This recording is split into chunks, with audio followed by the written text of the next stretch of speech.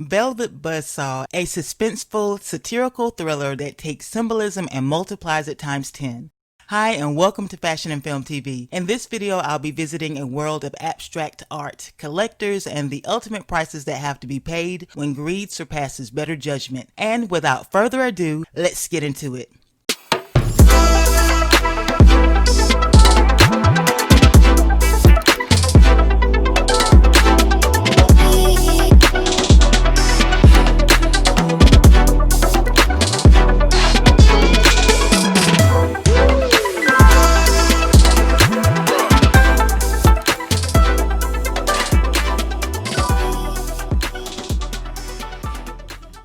Written and directed by Dan Gilroy, the 2019 Netflix film Velvet Buzzsaw is a film unlike many symbolic movies. It takes the ideas of symbolism, collective experiences, and metaphors to create an atmosphere of mind-bending mystery that can leave you guessing even after you think you've cracked the esoteric code.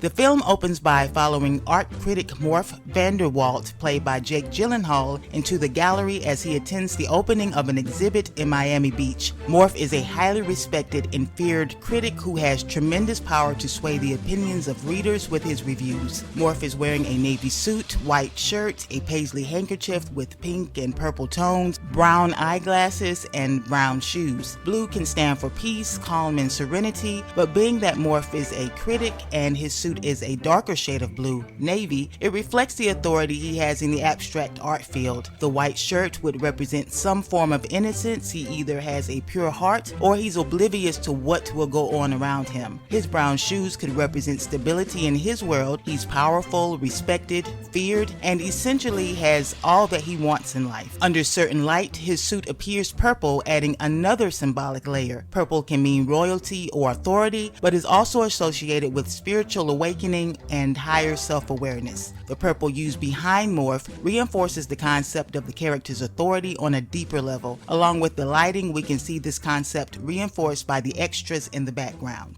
Next, we meet Josephina, played by Zawe Ashton, as she's bringing coffee into the office, but not before stopping to take pictures and receiving a phone call about her current love interest. Josephina is wearing a glittery blue blazer with black trimming and buttons, a white shirt, and blue and white patterned pants with what appears to be hints of black or possibly navy. We can also see that she's wearing a black purse with white or cream accent, all-seeing eye earrings, and carrying Starbucks coffee. Unlike the blue worn by Morf, Josephina wears varying shades of the color, ranging from lighter to mid shades. The blue she wears encompasses all the properties of blue except for authority. The wide range of patterns and textures shows clues about her mindset, but we don't start to see the full spectrum of her characteristics until a little later on in the film. In the background, there's a man wearing dark purple behind her while she's taking the call. Unlike the purple shown around Mort, which is on the lighter end of the purple spectrum, this man wears a darker shade with heavier blue base, which is tied to sadness and frustration. Next up is Jon Dondon, played by Sturridge, wearing a royal blue suit and a patterned pink shirt with a blue and green or turquoise print, including small hints of yellow within the floral pattern. Jon owns an art gallery and plays a smaller role in the film, but his choices along the way yield him the same fate as the majority of the main characters. As Morf continues to view an art piece, he's greeted by Gretchen, played by Collette, wearing black and white. Gretchen is part owner of the gallery with the power to make things happen in the art world. The mix of black and white on this character encompasses the symbolism of the black and white colors. She's very truthful with the information she gets from other characters and doesn't mind telling them about themselves or what other characters have said or done to them. But her motives for sharing what she knows is not for the sake of truth itself and is usually not done with the best intent. Mid-conversation with Gretchen, Morf spots Josephina and cuts the talk with Gretchen to make a beeline to her. As they talk and walk, they run into the maintenance guy, Bryson, played by Billy Magnussen, as he sits at Josephina's desk. Bryson is wearing an army green hat, a gray or slate blue long sleeve shirt with a gray shirt underneath. He too plays a small role in the film, but his character marks the first casualty in a chain of events that leads the remaining characters into the world of strange happenings before their downfall. As Morf continues to walk around the gallery, he's greeted by Rhodora wearing a leopard print dress. On the one hand, leopard print stands for wealth or opulence. On a more esoteric level, the pattern can be associated with kitten symbolism, putting an emphasis on carnal or fleshly desires that are devoid of personal or spiritual insight. During this conversation, we're shown an art piece called Sphere that she raves about, where you stick your hand in to feel the various pleasurable sensations based on the individual and the whole they choose. She states that it's just like life, alluding to the fact that this film is about choices and the paths we decide to take during our journey in life. The fact that she's wearing a garment that represents wealth and sexuality, along with her fascination with the piece, gives a tiny glimpse into her personality and her motives. In the next group of scenes, we're in Jon Dondon's gallery, where we meet Piers, played by Jon Malkovich, wearing all blue in varying shades and a blue and white seersucker button-up shirt underneath. Piers's character has stopped drinking and he has separated himself from the downtown art scene, which is the heartbeat of the artistic world. His countenance seems sad or uninspired, and he realizes that his choice to put down the booze has altered his ability to tap into the muse that allowed him to create the type of art that he created in the past. Before meeting the next key player in the movie, we'll move to a scene showing Josephina conversing with Morf. In this scene, Josephina is wearing blue and white again, but this time accompanied by a yellow skirt. Yellow can mean joy or happiness, but on the negative side, it represents jealousy or deceit, or it can be associated with instability or being too critical or demanding of others. As we go further into the film, we can start to clearly see how these characteristics relate to the Josephina character. Morf, on the other hand, has a costume that has completely different combinations than what we saw earlier. He's wearing a light colored patterned shirt, possibly off-white, black slacks, blue and black socks, and white sneakers, mirroring the abstract wardrobe of Josephina while also being a symbolic opposite of it. Her darks correspond with his lights and vice versa. Morf has a strong attraction to Josephina, but in this image of their costumes, we're given clues that what he values and cherishes is opposite of Josephina's.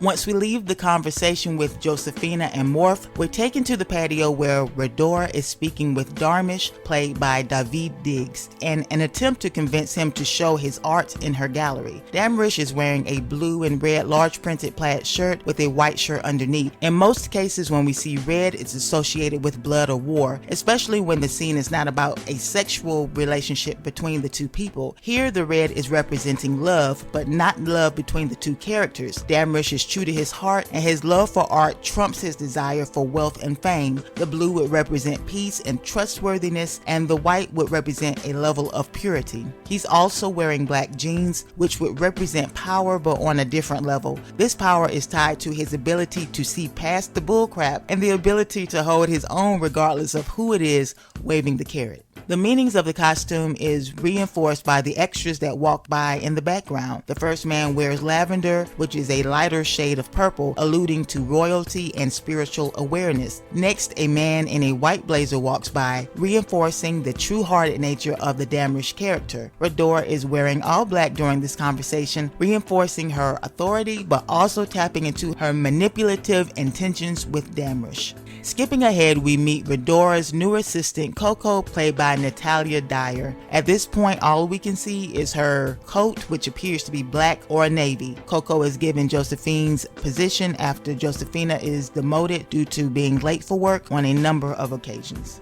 That night, after Josephina's demotion and during a scene in her home, she's wearing yellow pajamas while being in an angry and depressed state. Fueled by jealousy and deceit, represented by her pajamas, she goes against the wishes of Dees and commences to steal his art pieces. The next group of scenes marks the beginning of the end for several characters, as Josephina decides to make a deal with Rhodora and comes up with a plan to sell the artwork without getting caught for dismissing the final wishes of the deceased artist.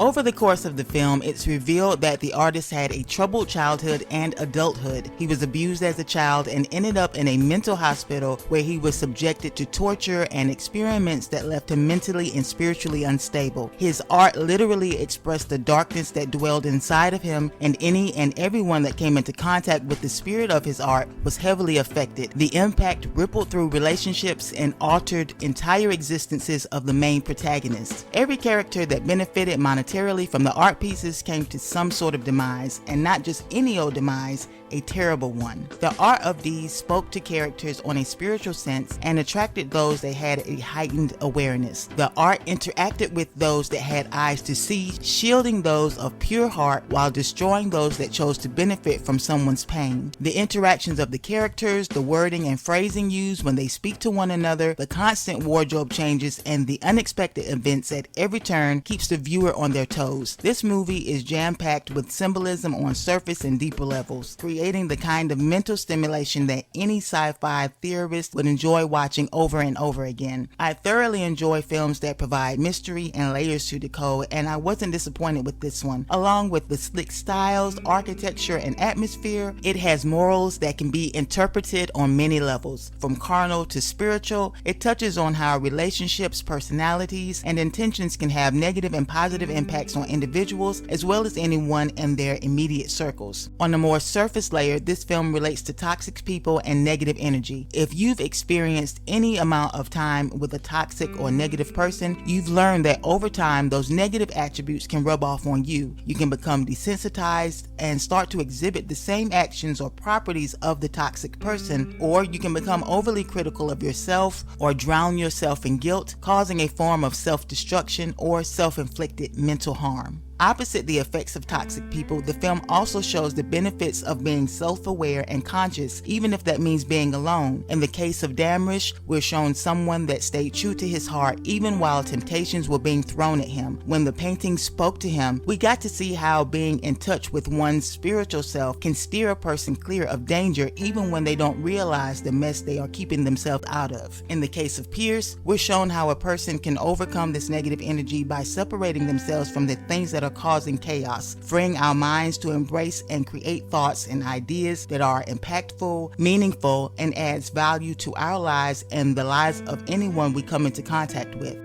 If you're interested in seeing this film, it's currently available on Netflix.